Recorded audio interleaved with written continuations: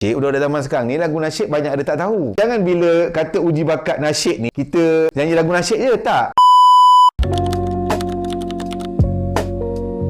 Bila kita buat uji bakat, sebenarnya pengurus kumpulan tu, pertama kita suruh budak tu nyanyi lagu apa yang dia paling tahu nak nyanyi. Jangan kita constrain dia untuk nyanyi lagu nasyid. Sebab bila kita constrain dia untuk nyanyi lagu nasyid, udah zaman sekarang ni lagu nasyid banyak ada tak tahu. Jadi kita minta dia nyanyi lagu apa yang dia tahu dan lagu apa yang dia suka. Tu step yang pertama. Jangan bila kata uji bakat nasyid ni, kita nyanyi lagu nasyid je, tak. Tapi untuk kita congkil bakat, kita nak tahu dia boleh menyanyi tak menyanyi tu, kita kena bagi je kebebasan kepada dia untuk suruh nyanyi lagu apa yang dia tahu. Lagu ABC pun tak apa.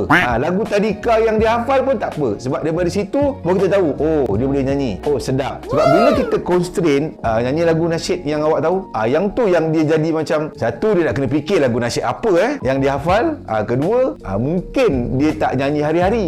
So itu step yang pertama. Maksudnya kena bagi budak-budak dia nyanyi lagu apa yang dia paling tahu dan lagu apa yang dia paling nyanyi hari-hari. Kalau lagu tu pasal cinta, cintalah. Sebab kita bukan nak tengok dia boleh nyanyi lagu nasyid ke tak. Sebab uji bakat ni kita nak tahu dia boleh menyanyi ke tak boleh menyanyi.